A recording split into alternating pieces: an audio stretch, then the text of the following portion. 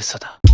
Las primeras escenas de la película Seven nos muestran los dormitorios de sus dos protagonistas y un ritual al que todos estamos acostumbrados, algo tan inocente como despertarnos. Es una acción cotidiana y que podría servir como un simple punto de inicio, pero tiene una relevancia vital porque nos permite conocer a los personajes solo con observarles a ellos y lo que les rodea. David Fincher, director de la película, está narrando con estos planos, nos está contando cómo son sus personajes. Por un lado, el detective Somerset es metódico, cuidadoso, vive solo y tiene en cuenta hasta el más mínimo detalle. Fijaos en lo ordenada que está su casa, cómo se viste o la forma en la que bebe café. Mills, sin embargo, es caótico, descuidado, impulsivo y vive con alguien más, su mujer. Puede parecer una tontería, pero es importante saber cómo son nuestros personajes desde el minuto 1, porque serán precisamente sus formas de ser las que decantarán hacia un lado u otro el devenir de los acontecimientos. Pasear a lomos de agro en Shadow of the Colossus es prácticamente una experiencia vital. El horizonte ante ti y solo sentir la galopada de tu yegua es algo verdaderamente inolvidable. Y lo es gracias al silencio. En los incontables viajes que realizas en el videojuego de Ueda, todo parece estar vacío, no hay diálogos, no hay música, solo tú, tu yegua y el horizonte. Esta ausencia de sonidos genera en el jugador un profundo sentimiento de soledad, pero una soledad calmada, relajante y hasta melancólica. Y es importante transmitir esos sentimientos porque el mundo de Shadow of the Colossus es un mundo olvidado, deshabitado y vacuo. Y os preguntaréis a qué viene toda esta mierda, y la verdad es que no me extraña que lo hagáis, pero lo cierto es que estos son los dos pilares sobre los que se construye el primer episodio de... Tras una breve introducción que sirve como declaración de intenciones y deja claro el tono de la serie, Day se despierta en su habitación mecido por la dulce brisa que entra por su ventana. Todos estos planos de su piso, del lugar en el que vive y habita, no hacen otra cosa que definir al propio personaje. Porque yo podría venir aquí y deciros que soy un puto weeb al que le flipan el animanga y los videojuegos. También podría deciros que soy súper desordenado y un auténtico caos. O podría enseñaros mi habitación. Ya volviendo con Sangatsu, la habitación vacía, la ropa por el suelo, el futón tirado en cualquier lugar, la comida basura o las cajas de la mudanza todavía sin deshacer, no hacen más que contarnos cómo es Rei, cómo vive y nos aportan una idea de cuál es su situación actual. Y todo esto sin necesidad de una sola palabra, pero es que lejos de quedarse ahí, Kenjiro Okada describe a su protagonista apoyándose en sus acciones, el proceso de vestirse, la pausa y la delicadeza de sus movimientos, su mirada perdida, todo esto dice más de Rei que cualquier monólogo interior, y en medio de todo ese vacío, el tablero de shogi. Pero hablemos un poquitín del director. Este realizó un grandísimo trabajo a la hora de adaptar estos primeros compases del manga de Chika Umino. Shaft se tomó muy en serio esta obra y mejoró con creces el material original, hasta aportó su propio sello de identidad. Porque si bien es cierto que tanto en el manga como en el anime se nos cuenta prácticamente lo mismo, no lo hacen de la misma forma. A ver, no quiero decir que Umino lo haga mal en sus viñetas, para nada, pero el timing, el encuadre y la dirección de Okada dotan a la obra de mayor profundidad, la hacen muy rica a nivel audiovisual y el conjunto crece tanto en calidad como en atractivo. Y eso que el bueno de Okada apenas había dirigido proyectos en el estudio. Si es que Shaft cuando quiere, hace las cosas bien. Pero solo cuando quiere. Mierda. La mayoría de animes clásicos, tras esta primera escena, colarían una explicación que nos contextualizaría gran parte del background del personaje, respondiéndonos a numerosas preguntas. Y podrían hacerlo mediante, por ejemplo, un monólogo interior, o mediante un diálogo con, yo qué sé, un amigo de la infancia o un compañero de clase. Y Sangatsu tiene la oportunidad de hacerlo, pero no lo hace. En su lugar muestra todo el viaje de Rei hasta el salón de shogi, enseñándonos la ciudad donde vive y alejándole de la acción. La gran mayoría de planos de esta secuencia son planos generales y en casi ninguno vemos la cara del personaje. Son lo que se conoce como planos de situación, que simplemente colocan al personaje en un espacio y resultan totalmente impersonales, algo que permite que no nos centremos en él, sino en la ciudad en la que vive y en su rutina. Pero que al mismo tiempo detallan su personalidad, pues todos estos minutos de metraje claman al unísono que Rei es un chico sencillo y que pasa desapercibido. Pero esta aparente sencillez se resquebraja por completo cuando este otro personaje aparece en escena. Han pasado literalmente 5 minutos desde que vimos a Rey despertarse y en todo este tiempo el silencio ha sido apacible, tranquilizador. Pero es este personaje el que lo rompe e introduce por primera vez el diálogo, o mejor dicho, un intento de él.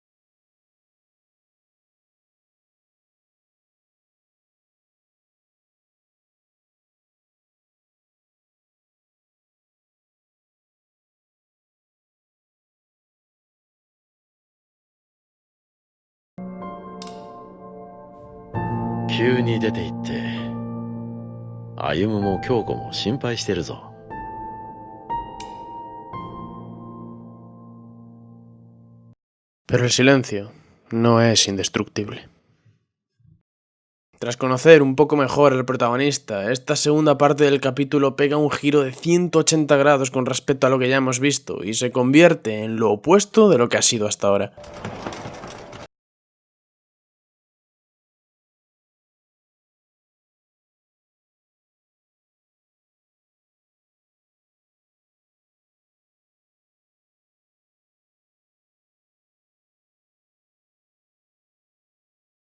A la mierda el montaje pausado, los planos generales, el silencio de todas las escenas. Cuando Hina, Momo y Akari irrumpen en la vida de Rei, lo hacen de la mano de una música animada. El montaje de la secuencia se vuelve veloz, ágil, la animación se simplifica, se vuelve más cartoon y friendly. El diálogo es constante, sin dar ni siquiera tiempo a respirar, suceden cosas tanto dentro como fuera de cámara en todo momento, y la frialdad que hasta ahora rodeaba a Rei se difumina, dando una imagen algo diferente de él. A ver, sigue siendo muy paradito y desde luego no es el alma de la fiesta, pero es alguien totalmente distinto en este contexto, alguien más cercano y familiar que choca con su yo más distante y profesional en el mundo del shogi, como el día y la noche. Pero aún en medio de todo este jolgorio, Zangatsu sabe introducir el drama. Sabe ser melancólico, sin que resulte forzado. Porque por mucho que ahora Rei esté rodeado de personas animadas y alegres, por mucho que se contagie de ese buen humor que inunda la casa de las tres hermanas, no podemos olvidar la otra cara del personaje que hemos visionado con maestría anteriormente. Y es ahí cuando el contraste se hace más grande. Cuando Rei derrama una lágrima pese a ser arropado.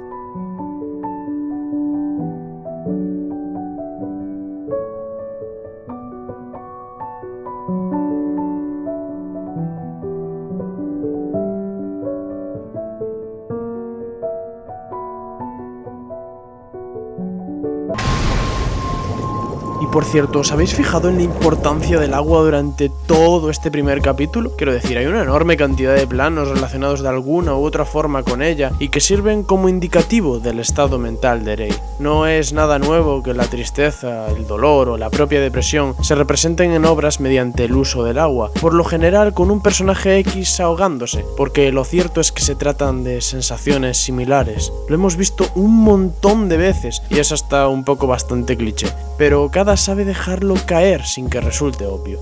usando planos como este para señalar que la relación entre Rei y Koda no es para nada buena, también para dar connotaciones negativas a ciertos momentos o incluso juntar agua y viento para crear una poderosa y expresiva tormenta. Poco a poco, con cada uno de estos planos, escenas y secuencias, Okada va construyendo y cimentando en nuestras mentes el estado mental de su protagonista. No necesita mostrar a Rei hundiéndose en un enorme mar, eso sería ser demasiado evidente, y Sangatsu no Lion no es ese tipo de anime.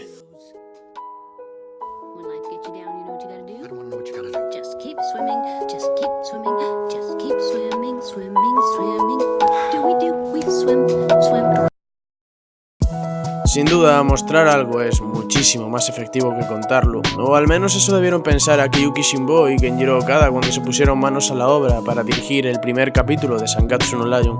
Y es que este resume por completo la esencia de la totalidad de la serie, convirtiendo estos primeros 20 minutos en una masterclass de animación, dirección y narrativa, permitiendo que conozcamos a Rei desde el minuto 1, mostrando esa dualidad en su día a día, ese choque entre la oscuridad que rodea la vida de Rei y la luz que a veces asoma de forma inesperada, un contraste que al final le hace ser quien es y lo consigue sin ser obvio en ningún momento, utilizando como herramientas una poderosa narrativa ambiental y un más que eficaz silencio, desviándose del material original cuando debe hacerlo para acabar mejorando el conjunto de la obra con creces y cargando cada plano, acción y detalle de un subtexto que acabará por rebosar en los siguientes capítulos. Pero bueno, eso ya estaré a vuestra descubrirlo.